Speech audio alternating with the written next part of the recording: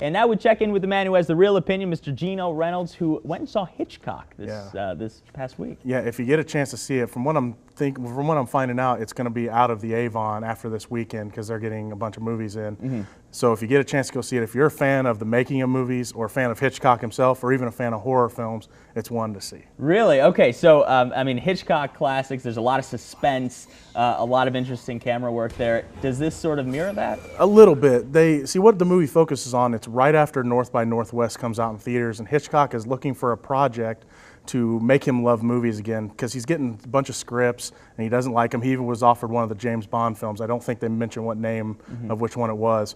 And he's looking for this script and he finds the book Psycho. Oh, and nice. He starts to read it and he ends up buying up all the copies in town so people can't see the ending. Right. And what the movie is, it's based on two things. It's based on the making of the movie and what him and his wife went through. And then also it's about their marriage.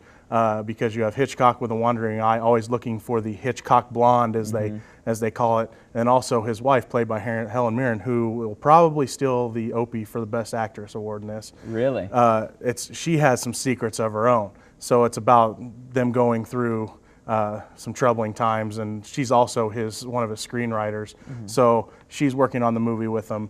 Like I said, if you like the making of movies, it's kind of cool to watch the process behind the making of this film. And such an iconic film too, is to make a movie about Psycho. You know, I mean, that everybody knows that the scene, those violins, you know, right when the murder happened. They actually have a whole segment. I'm not going to spoil anything about how that scene came to be, and it's kind of insane, but it's kind of incredible as well. I really liked what they did with that. The only thing I really didn't like about the movie, but it doesn't hurt it that much, is they kind of show you what's going through Hitchcock's mind as he's making this movie, like it's kind of messing with his mind. But then they just kind of drop it, and I didn't like that they just kind of got rid of what he was thinking during the whole thing.